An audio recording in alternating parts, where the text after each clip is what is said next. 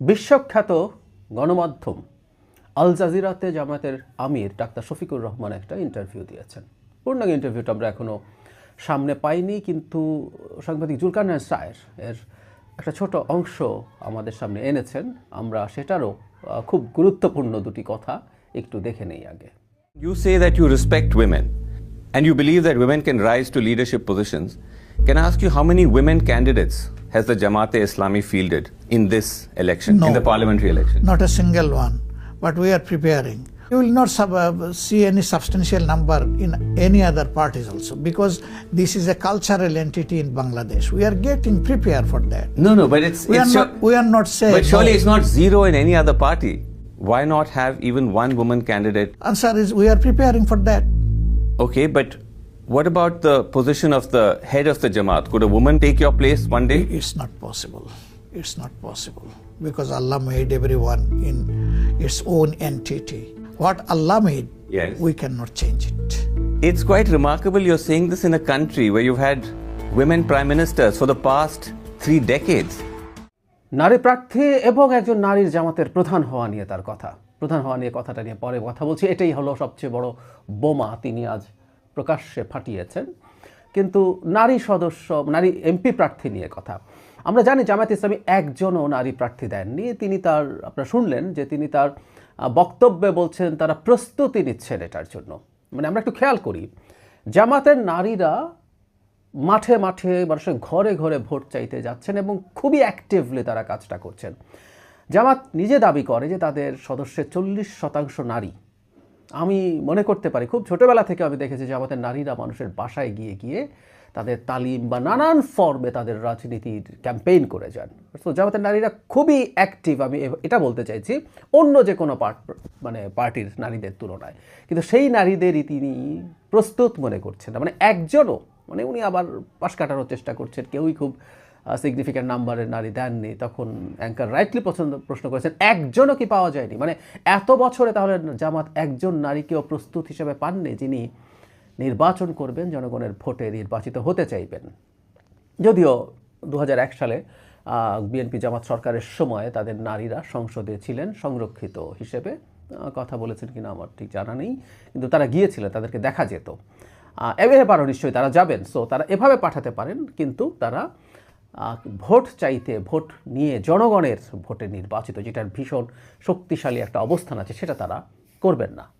এটা হলো তাদের ব্যাপার। একটু প্রসঙ্গত যোগ করে রাখি, নারী সম্পর্কে জানা শফিকুর রহমানের উক্তি, তিনি একদিন একটা সমাবেশে, আমি ভিডিও করেছি, ওখানে ডকুমেন্ট আছে, যে কেউ দেখে নিতে পারেন, আজকে এখানে যোগ করছি না। তিনি নারী যারা কাজ করেন তাদেরকে কামলা শব্দটা ব্যবহার করেছে, যে তোমরা কামলা আনবা না রানী আনবা বাসায়। রানী হচ্ছে যিনি বসে থাকেন, বাসায় বসে বসে থাকেন, বাইরে টাইরে যান না। বাইরে কেউ কত বড় কাজ করুক, যত বড়ই করুক না কেন, সে কামলা আমিরের দৃষ্টিকোণ থেকে।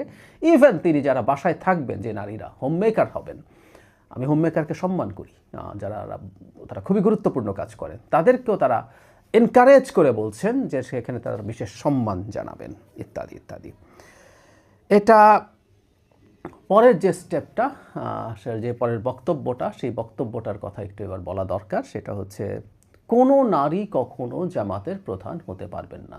মানে এটা শুনেই অ্যাঙ্কার বলছেন, খেয়াল করেছেন নিশ্চয়ই যে আপনি এমন একটা দেশে কথা বলছেন যে গত 30 বছরে এটা নারীদের শাসনে নারীরা এখানে প্রধান ছিলেন। দুটো দলের প্রধানও নারী ছিলেন, প্রধানমন্ত্রী মানে রাষ্ট্র ক্ষমতায় বহুদিন পর ডক্টর ইউনূস এসছেন, মাঝখানে কিছুদিন 1-11 সময়ে ফখরুদ্দিনরা ছিলেন। এর বাইরে এই পুরো 91 থেকে এখন পর্যন্ত মূলত নারীদের শাসন। মাঝে এই দেড় বছর আর ওখানে 2 বছর, 3.5 বছর বাদ দিয়ে এই 35 বছরে মানে 30 বছরের বেশি সময় এটা। তো জামাত আমিরদের ব্যাখ্যা আপনারা খেয়াল করেছেন যে এটা তারা ডিফারেন্ট এন্টিটি এবং আল্লাহ যেভাবে চান সেভাবেই হবে। এখন প্রশ্নটা হচ্ছে আল্লাহ এভাবে চান কি না, এটা নিয়ে ডিবেট আছে। আমি ওই ডিবেটে ঢুকছি না, থিওলজিক্যাল ডিবেট হোক। কিন্তু জামাত আমির যখন এই কথা দ্ব্যর্থহীন ভাষায় বলেন, তখন এই প্রশ্ন আসতে পারে জামাতের মতো একটা দল বাংলাদেশের রাজনীতি করতে পারে কিনা। খুবই গুরুত্বপূর্ণ প্রশ্ন। এবং এখানেও জামাতের দ্বিচারিতা বা অনেকে সরাসরি মুনাফিকি বলে ফেলেন, মুনাফিকি আছে। সেটা হলো তাদের গঠনতন্ত্র আমি চেক করলাম এই খবরটা জানার পর। আমি গঠনতন্ত্র নিয়ে যেহেতু রিসেন্টলি কলাম লিখেছি, পড়েছি, আমি আবার চেক করে দেখলাম যে তারা আমির হওয়ার যোগ্যতার মধ্যে লেখেননি তারা পুরুষ হতে হবে, অথচ এটা তাদের একটা যোগ্যতা, এটা উনি স্পষ্ট করেছেন যে নারী কখনো আমির হতে পারবে না, একদম স্পষ্টভাবে, কোনো রকম ইফস অ্যান্ড বাটস ছাড়া তিনি বলেছেন। তো ইনফ্যাক্ট গঠনতন্ত্রে লিখে দেওয়া দরকার ছিল। এগুলো হচ্ছে জামাতের মুনাফিকি, যে লিখে ফেলায় সমস্যা আছে। কারণ হলো বাংলাদেশের কনস্টিটিউশন আর্টিকেল 28 অনুযায়ী রাষ্ট্র বা কোনো পর্যায়ে নারীরা পুরুষের সমান অধিকার মানে তারা পাবেন। এই ভাষাটা নিয়ে অনেকে ডিবেট করেন যে নারী পুরুষের সমান অধিকার পাবেন না, কথাটা এরকম হলেই ভালো হতো, নারী পুরুষের সমান অধিকার থাকবে, হোয়াট এভার। সুতরাং কোনো পর্যায়ে নারী যদি কোনো অধিকার বঞ্চিত হয় সেটা আনকনস্টিটিউশনাল। এখন তারা কনস্টিটিউশনে লেখেন নাই, কিন্তু তাদের ভেতরটা তো আমরা দেখতে পাচ্ছি। আমি এই কথাটাই বারবার বলার চেষ্টা করেছি যে আমার মুখে যা বলে, যা লিখেছে, এগুলোর উপরে রিলাই করার কিছু নাই। তারা তাদের এক এক রকম প্রয়োজনে, ভোট পাওয়ার প্রয়োজনে, আবার ওকে খুশি করার প্রয়োজনে এটা করব ওটা করব না, কখনো শরিয়া করব না, নানান কিছু বলার চেষ্টা করছেন। কিন্তু আলটিমেটলি আমরা বুঝতে পারি তাদের ভেতরটা কেমন। যেই দলটা একজন নারীকে তার প্রধান পদে বসাতে প্রস্তুত নয়, ইম্পসিবল, উনি নট পসিবল বলছেন সরাসরি, সেই দলটাকেও এই দেশের নারীরা কি ভোট দেবে? দেওয়া উচিত হবে। নারীদের এই ভাবনাগুলো ভাবা দরকার। তারা বেহেস্তের টিকিট বা অন্য আর যা যাই বলুক না কেন, নারীর প্রতি এই যে তাদের বিদ্বেষমূলক অবস্থান, নারীর কম কাজ করতে বলার কথা, এটাও আসলে আদতে নারীকে পিছিয়ে দেওয়ার চেষ্টা। নারী কর্মমুখী যে নারীরা স্বাবলম্বী হয়েছেন, কাজ করেন, নিজের পায়ে দাঁড়ান, সেই নারীকে কামলা বলা, যে নারী ঘরে বসে কাজ থাকেন, যিনি হোম মেকার, তাকে রানী বলা, এই প্রত্যেকটা কারণ হোম মেকারও হতে হয় না, যে নারীরা কাজ করেন, তার হাজব্যান্ড এবং তারা মিলে সংসারের কাজগুলোও তারা করেন, সেই নারী বরং ইভেন বেশি করেন।